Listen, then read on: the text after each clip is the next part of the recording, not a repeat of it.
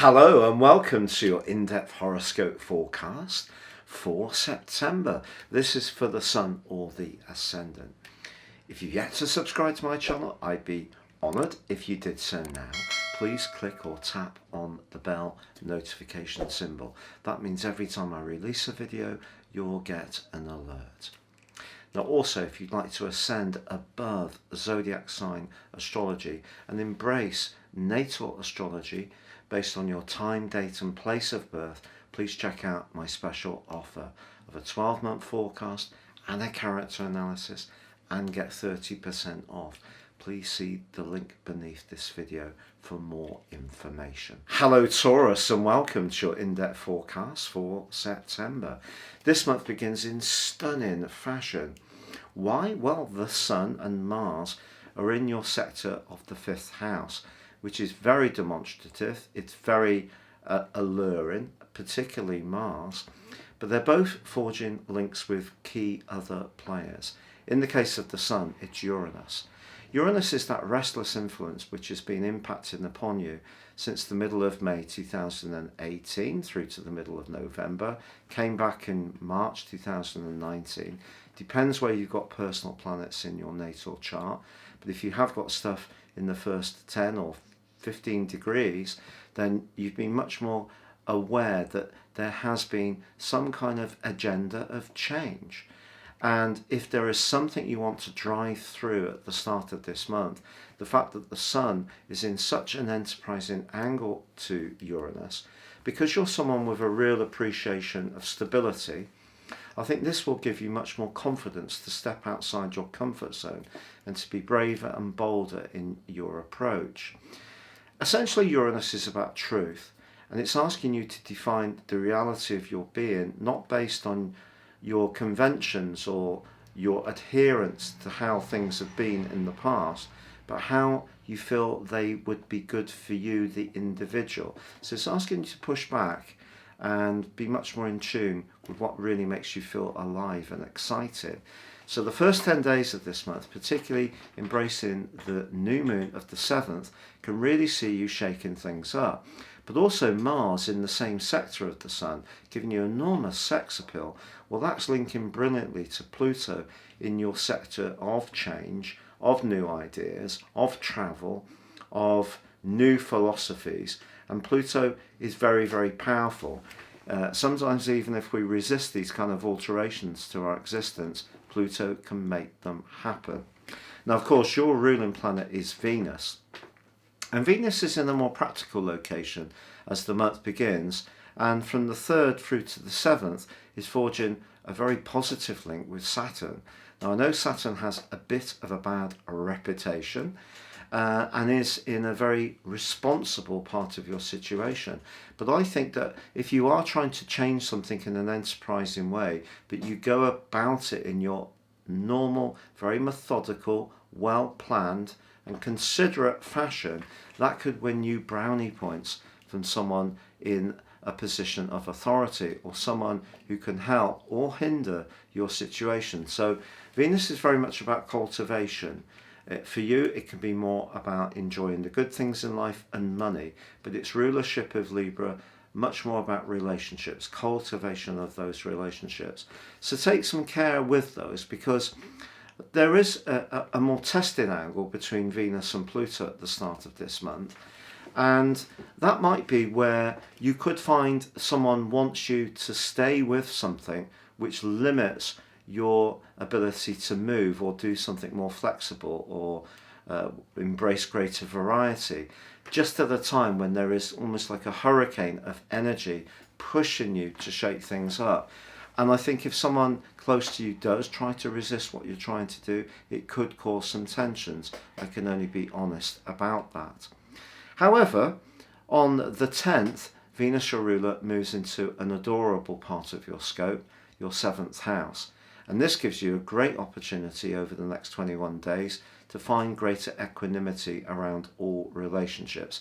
And if you're single, this brings about a much greater emphasis around relating in general.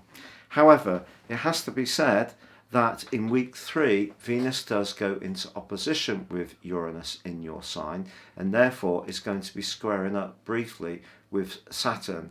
So what I think that this is about is that maybe someone can enter your orbit who does really excite you, but in some way or another it could make you a little bit fearful that it is so incredibly different. This person may move quickly in demonstrating their affection, or may ask you out on a date in a way which is not quite what you're expecting. But I think if you have an opportunity to shake things up like that, then really do consider it. Also, week 3, the sun's kind of echoing the energy of Mars earlier in the month by linking very productively to Pluto. So even if someone close to you is wanting to keep things absolutely as they are, or maybe even it's you, you are really being pushed to try to find ways that you can demonstrate your flair, creativity, brilliance, alluringness, sexiness, whatever it is you need to strut your stuff this month, because you can do so with aplomb. Now on the 15th, Mars, the planet of drive and of instant gratification, does move into the sign of Libra. In a technical sense, it's in detriment here, but for you, this can see over the following 6 weeks, you very, very motivated, and it could be around some improvements in your health and fitness that you invest the energy of Mars initially. Also on the 19th, Mercury does go into shadow in the same location. If there are any appointments that you need to attend, really from then to the end of the month, just be aware there can be cross wires. Also, there is a full moon on the 20th in Pisces, and it could be that you need to think about managing your time, because everybody could want a little bit of you from this full moon, because you're giving out such a charismatic energy this month. Don't be surprised if more than one admirer or more than one friend wants to have a share of your time, and obviously we all know we can't please all of the people all of the time, so some kind of rebalancing may be necessary, either towards your social life and friends or towards a romantic partner if you have one. But if you're single, if you're continually putting your friends first, you could be denying yourself the chance to create your own exciting intimate future, and maybe that's what the full moon is calling out to ask you to think about. So the sun's move on the 22nd to join up with Mars and Mercury in your 6th house is very profoundly practical, and that doesn't sound to be anything to do with relationships, but be assured Venus in your 7th house can be very, very positive for you.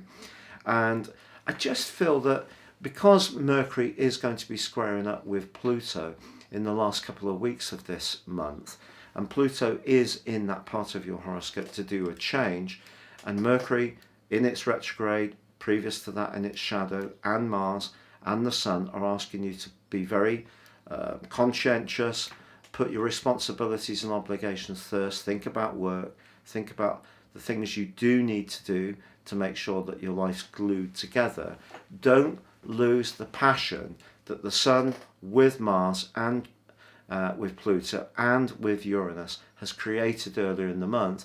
All you need to do is to take all that excitement and pack it into some kind of formula which works for you, so you feel that you're being yourself, you feel that you can be expressive, and you're not too bogged down with the responsibilities and obligations to the point that it kills that passion and it becomes a chore. So I really feel that this can be a very affirming month for you, and because the second or the last third of the month is very much more to do with realism, that's fine for you. You're an earth sign, you're very used to being very conscientious, very applied, and really doing your bit.